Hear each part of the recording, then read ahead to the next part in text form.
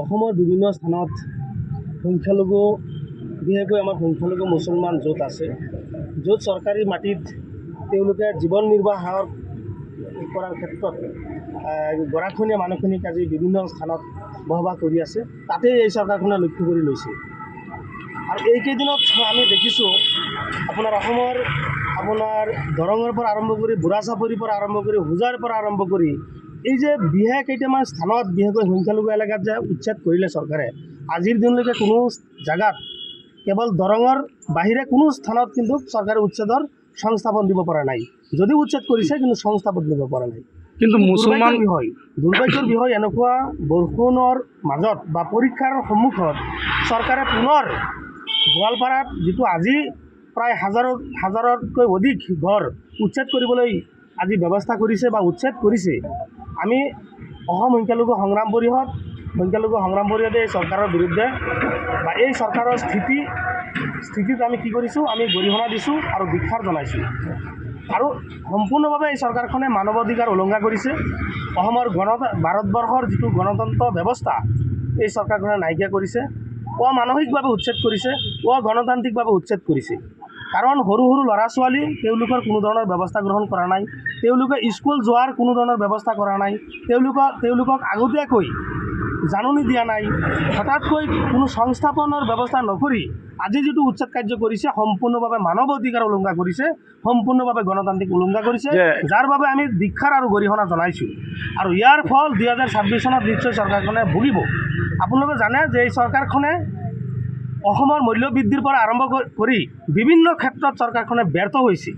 আৰু এই ব্যৰ্থ যেতিয়া হয় তেতিয়াই আমি দেখিছোঁ সংখ্যালঘু মুছলমানৰ ওপৰত বিভিন্ন ধৰণৰ ভুৱা উৰা বাতৰি, বিভিন্ন ধৰণৰ অত্যাচাৰ এই চৰকাৰখনে আৰম্ভ কৰে, যাতে বিশেষ এটা জনগোষ্ঠীয়ে আমাৰ মুছলমান মানুহখিনিৰ ওপৰত যাতে বেয়া দৃষ্টিৰে চায় আৰু 2026 চনত যাতে এই বিজেপি চৰকাৰ পুনৰবাৰ চৰকাৰলৈ আহে, তাৰ বাবে এটা কৌশল। গতিকে আমি স্পষ্টভাৱে কৈছোঁ, এই চৰকাৰখনে উচ্ছেদৰ যিটো প্ৰক্ৰিয়া, এই উচ্ছেদৰ প্ৰক্ৰিয়াটো ৰাজনৈতিকভাৱে কি হাতিয়াৰ হিচাপে লৈছে, ৰাজনৈতিক ইছ্যু হিচাপে লৈছে। 2026 চনত মানুহৰ ঘৰে ঘৰে যোৱাৰ কোনো ইছ্যু নাই, কোনো ধৰণৰ ৰাস্তা নাই, যাৰ ফলত সংখ্যালঘু মুছলমানৰ ওপৰত বিভিন্ন ধৰণৰ অত্যাচাৰ কৰি এই চৰকাৰখনে ক'ব পাৰিব যে আমি বিশেষ এটা জনগোষ্ঠীক আমি টাৰ্গেট কৰি এই কামটো কৰিছোঁ। মানে অসমৰ বিভিন্ন স্থানত সংখ্যালঘু বিশেষকৈ আমাৰ সংখ্যালঘু মুছলমান য'ত আছে, য'ত চৰকাৰী মাটিত তেওঁলোকে জীৱন নিৰ্বাহ কৰাৰ ক্ষেত্ৰত গৰাখহনীয়া মানুহখিনিক আজি বিভিন্ন স্থানত বসবাস কৰি আছে, তাতেই এই চৰকাৰখনে লক্ষ্য কৰি লৈছে। আৰু এইকেইদিনত আমি দেখিছোঁ আপোনাৰ দৰঙৰ পৰা আৰম্ভ কৰি বুঢ়া চাপৰিৰ পৰা আৰম্ভ কৰি হোজাৰ পৰা আৰম্ভ কৰি এই যে বিশেষ কেইটামান স্থানত বিশেষকৈ সংখ্যালঘু এলেকাত যে উচ্ছেদ কৰিলে চৰকাৰে, আজিৰ দিনলৈকে কোনো জাগাত কেৱল দৰঙৰ বাহিৰে কোনো স্থানত কিন্তু চৰকাৰে উচ্ছেদৰ সংস্থাপন দিব পৰা নাই। যদিও উচ্ছেদ কৰিছে কিন্তু সংস্থাপন দিব পৰা নাই।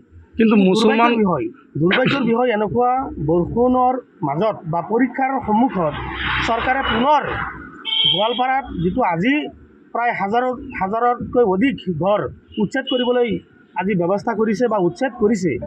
আমি অসম সংখ্যালঘু সংগ্ৰাম পৰিষদে এই চৰকাৰৰ বিৰুদ্ধে বা এই চৰকাৰৰ স্থিতিত আমি কি কৰিছোঁ, আমি গৰিহণা দিছোঁ আৰু ধিক্কাৰ জনাইছোঁ। আৰু সম্পূৰ্ণভাৱে এই চৰকাৰখনে মানৱ অধিকাৰ উলংঘা কৰিছে। ভাৰতবৰ্ষৰ যিটো গণতন্ত্ৰ ব্যৱস্থা এই চৰকাৰখনে নাইকিয়া কৰিছে, অমানসিকভাৱে উচ্ছেদ কৰিছে, অগণতান্ত্ৰিকভাৱে উচ্ছেদ কৰিছে। কাৰণ সৰু সৰু ল'ৰা ছোৱালী তেওঁলোকৰ কোনো ধৰণৰ ব্যৱস্থা গ্ৰহণ কৰা নাই, তেওঁলোকে স্কুল যোৱাৰ কোনো ধৰণৰ ব্যৱস্থা কৰা নাই, তেওঁলোকক আগতীয়াকৈ জাননী দিয়া নাই, হঠাৎকৈ কোনো সংস্থাপনৰ ব্যৱস্থা নকৰি আজি যিটো উচ্ছেদ কাৰ্য কৰিছে সম্পূৰ্ণভাৱে মানৱ অধিকাৰ উলংঘা কৰিছে, সম্পূৰ্ণভাৱে গণতান্ত্ৰিক উলংঘা কৰিছে, যাৰ বাবে আমি ধিক্কাৰ আৰু গৰিহণা জনাইছোঁ। আৰু ইয়াৰ ফল 2026 চনত নিশ্চয় চৰকাৰখনে ভুগিব। আপোনালোকে জানে যে এই চৰকাৰখনে অসমৰ মূল্য বৃদ্ধিৰ পৰা আৰম্ভ কৰি বিভিন্ন ক্ষেত্ৰত চৰকাৰখনে ব্যৰ্থ হৈছে। আৰু এই ব্যৰ্থ যেতিয়া হয় তেতিয়াই আমি দেখিছোঁ সংখ্যালঘু মুছলমানৰ ওপৰত বিভিন্ন ধৰণৰ ভুৱা উৰা বাতৰি, বিভিন্ন ধৰণৰ অত্যাচাৰ এই চৰকাৰখনে আৰম্ভ কৰে, যাতে বিশেষ এটা জনগোষ্ঠীয়ে আমাৰ মুছলমান মানুহখিনিৰ ওপৰত যাতে বেয়া দৃষ্টিৰে চায় আৰু 2026 চনত যাতে 2026 চনত যাতে এই বিজেপি চৰকাৰ পুনৰবাৰ গাঁঠি চৰকাৰলৈ আহে তাৰ বাবে এটা কৌশল।